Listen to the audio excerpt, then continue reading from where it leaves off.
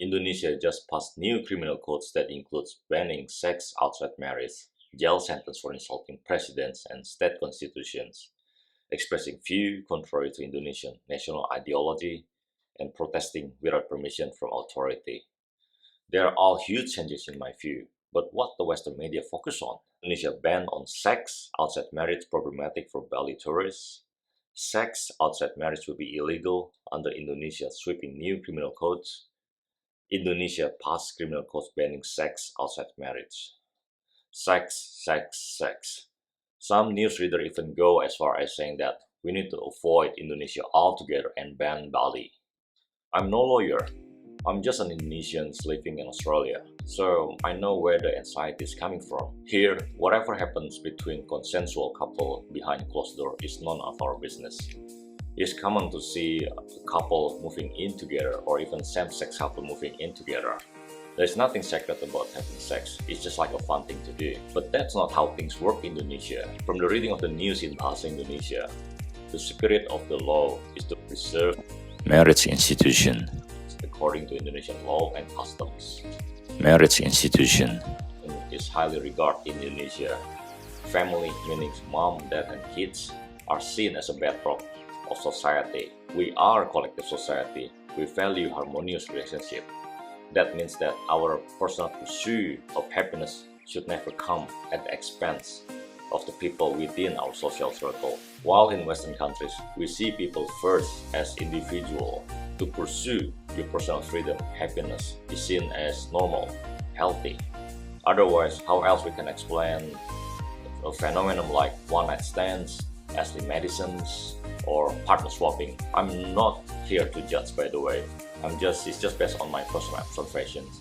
So please correct me if I'm wrong. Back to the bonking laws. Here are the two crucial facts. One is complaint-based, so it means that someone needs to report you for the law to be enforced. And second, only your spouse parents, and your spouse kids can report you. So a random stranger can't just report you to police. So if you check in Bali with your boyfriend or girlfriend, and then the Indonesian guest next door hear you bonking loudly, so don't worry, relax. He is not qualified to report you. So you can just continue to your happy ending. Having said that, I can think of 3 scenarios how the law could be abused. First, if you come to Indonesia for sex service, then stay clear. I can imagine the sex worker's mom or dad secretly reports you and tries to extort more money from you. Otherwise, she will report you to the police. So beware of the honey trap. And second, sharing the same room with Indonesian citizen who is just separated but not divorced yet. A separated woman in Western countries decides to go on the dating market by her own will. It's a fair game. But in Indonesia, there's nothing such as like gray area in between, like de facto relationship or being separated. Either you're married or you're divorced. That's it. Nothing in between. So it's better to avoid this gray area. And lastly, how are they going to prove it? Do they expect witness to bring a camera to record everything to substantiate their reports? If the recording is leaked and going viral, then whoever reported will be at risk of prosecutions. I'm not imagining this. It actually happened to a female employee in 2019 when her sex harassment recording was leaked and shared around. Without hard evidence, it comes down to witness words against my words. So it's pretty tough. And frankly, the police institution is not the most trustworthy institution in Indonesia, according to the August 2022 posters. Do majority of Indonesians support these new criminal codes? I can't find a credible posters online on this. But from reading of Bahasa Indonesian news, it looks like the pro and against camps are roughly split. The pro camps, as you guess it, are mostly religious and social conservative.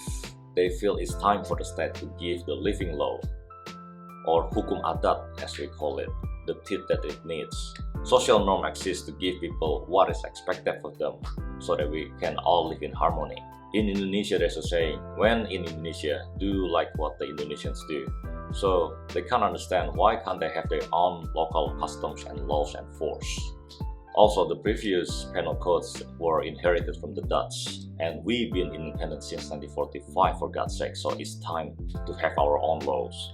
While the against camps are mostly civil, journalists, and human rights activists. They worry that the new criminal codes will erode women's rights because, as you probably know it, Indonesian is largely a patriarchal society. That means it's potentially there will be more control over women's body, and the victims of sexual abuse will be less likely to come forward, as the case that I mentioned early in 2019. It might even compromise the journalist's independence from undue influence, because remember, the new penal codes also include the jail term for insulting the presidents and the state institutions. Question is, how do you draw a fine line between harsh criticism and an insult? I'm pretty sure at work, you have seen someone who always takes things personally even though it's all work related and nothing personal about him or her. My view on bonking law. As an Indonesian and married, personally, I don't want government or anyone interfere with my personal life. And being faithful to your spouse is the right thing to do, in my opinion. And I'm pretty sure the proponents of the new criminal codes have a good intention at heart. But I don't believe that we can legalize faithfulness, just like we can legalize against stupidity. That's it for me, guys. I hope you learned something new. Please give it a like and subscribe, and I will see you next time. Bye.